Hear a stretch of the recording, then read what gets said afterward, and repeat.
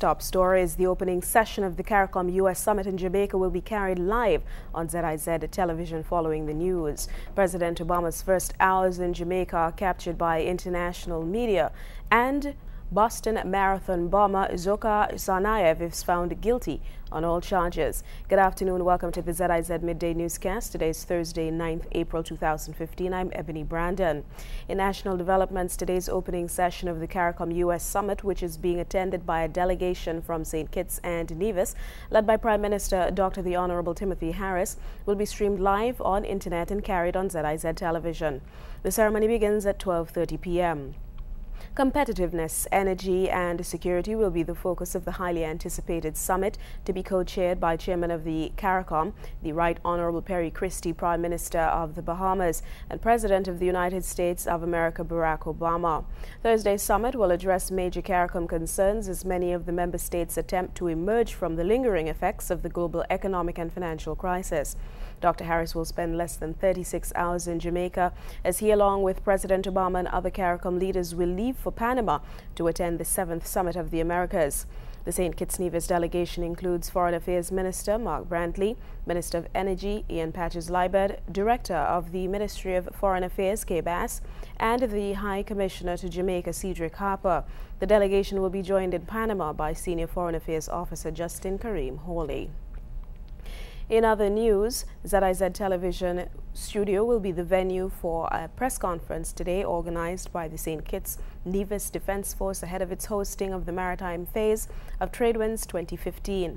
The press conference will commence at 1:30 p.m. and is expected to be broadcast live on ZIZ Television.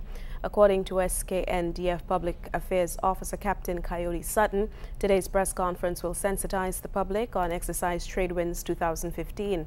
He said all key stakeholders will be present to answer questions and clarify issues which may arise. From May 30th to June 9th, the Federation of St. Kitts and Nevis will host military and police personnel from 13 CARICOM member states and military personnel from the United States, Canada, the United Kingdom, the Netherlands, and the Dominican Republic, who will participate in the first phase of Exercise Tradewinds 2015. Exercise Tradewinds 2015 is a United States Southern Command-sponsored training exercise held annually in the Caribbean. The exercise is conducted in two main phases. Phase 1, which is maritime-focused, will be conducted on St. Kitts, and Phase 2, which is land operations-oriented, will be held in Belize from 14th to 24th June 2015. This month, the Children's Dance Theatre celebrates 25 years of molding the aptitude of young, ardent dancers and see them blossom each year on stage. To commemorate the milestone, the group has organized a showcase which is planned for April 18th at the Sir Cecil Jacobs Auditorium. According to a press release from the organization, 3 devoted groups of talented dancers have dedicated months of effort toward making the showcase of 25 years of expertise within the performing arts nothing short of extraordinary. In regional developments, President Barack Obama touched down in Jamaica last evening in what is the first official visit by a U.S. president to the Caribbean island in more than 30 years. Mr. Obama is in Kingston to attend a summit of the 15-member Caribbean community.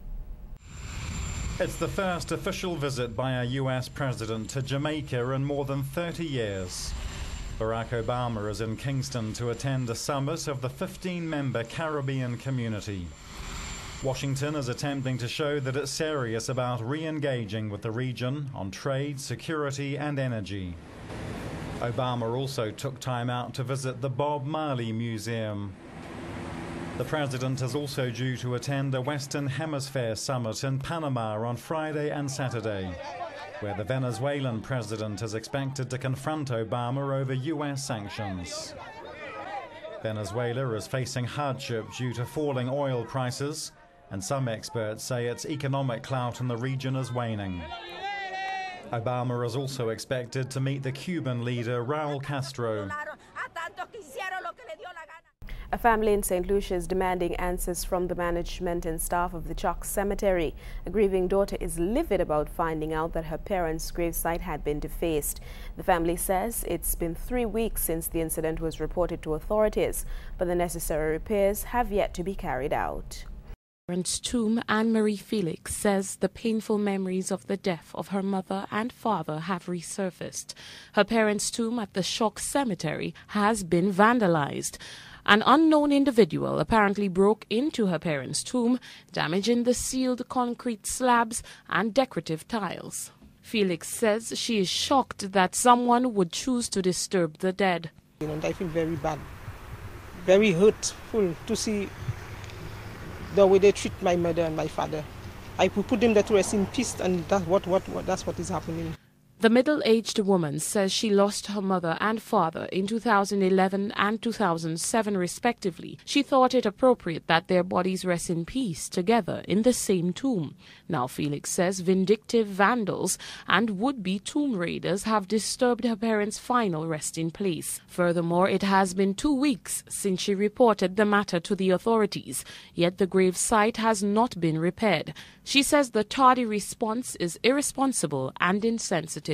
Coming to my mother's grave as usual, I seen it and the seal is broken. They broke the seal. I went to them at the manager at the office. He came down to see the tomb. He told me that's the first time he seen that he didn't know what happened to it. I talked to Arthur about it. Arthur came and tell me he was on vacation for 2 months, so he don't know. But he tell me that's strange. How can somebody do that to somebody's tomb? I talked to the workers. They said first time they seen that. Now myself, I cannot see. I take that as light as that. Sibling Richard Felix says no items are missing, but he is puzzled by the reason behind the defacement. I just think about it every day because unless they fix it, I'll not feel all right at all. Because that's not supposed to happen. I wonder who that come down and do that. Who that will come down and do such a thing? The traumatized family says they are keeping talk of witchcraft and grave robbery far from their thoughts, as any suspicious activity involving the bodies of their loved ones would be too painful to endure. Jade Brown, HTS News Force. On the international scene, nearly 2 years after pressure cooker bombs ripped through a crowd of unsuspecting spectators near the finish line of the 2013 Boston Marathon, a federal jury found Dzhokhar Tsarnaev guilty on all 30 counts for his role in the deadly attacks, which killed 3 and injured nearly 300. It took the Boston jury about 12 hours to reach its verdict. Dzhokhar Tsarnaev is guilty. The word repeated 30 times, over and over in court, once for each of the counts filed against him. Massachusetts Governor Charlie Baker reacting to the decision. I'm not surprised by the verdict, and I'm not surprised it came back quickly. It is the worst domestic terrorism act since 9/11. The 2 pressure cooker bombs detonated at the finish line of the Boston Marathon in 2013, killing 3 people and injuring 260 others. A 4th person, police officer Sean Collier, died in a shootout with the Tsarnaev brothers a few days later. Karen Broussard among those severely injured in the bombings. I'm grateful to have him off the street. I'm grateful to show everyone, the world, that it's not tolerated. This is not how we behave. Defense attorneys admitted Tsarnaev, who was 19 at the time, detonated the explosives with his older brother Tamerlan, but argued it was Tamerlan who was the mastermind, the one who built the bombs and planned the attack. Prosecutors, though, say Dzhokhar Tsarnaev is a killer who knew exactly what he was doing. For a crime like this, I would support the death penalty. I continue to, but obviously this is a decision that gets made by the jury. 17 of the 30 guilty verdicts carry the possibility of a death sentence. Shane O'Hara, who helped victims after the bombing, say that would be the right penalty. Why put him in confinement where he's able to watch TV and write and read and walk if he wanted to, where there's other people that don't have that family member that isn't around, can't walk like they used to walk. The same jury that convicted Tsarnaev will now determine whether he will be sentenced to death. The penalty phase of the case begins next week. In the Middle East, Iranian President Hassan Rouhani says his country will only sign up to a final nuclear deal if all sanctions imposed on the country are lifted, and all at the same time. Iran says it will only sign up to a final nuclear deal if all sanctions imposed on the country are lifted, and all at the same time. It comes after a preliminary agreement was struck in Switzerland last week, which aims to curb Tehran's disputed atomic work. We will not sign any deal unless all economic sanctions are immediately lifted on the same day, says President Hassan Rouhani. But his words are at odds with the US, which says the sanctions would have to be phased out gradually. The White House is in the midst of trying to persuade lawmakers and critics at home that the initial deal is the right one.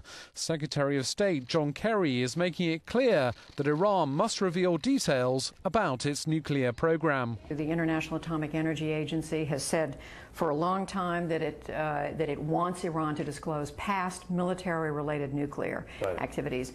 Iran is increasingly looking like it's not going to do this. Is the U.S. prepared to accept that? No, they have to do it. It will be done. If there's going to be a deal, it will be done. The deadline for reaching a final nuclear deal is the end of June, and there are still many details to work out. The world powers involved are expected to meet in the coming days to try to move things forward.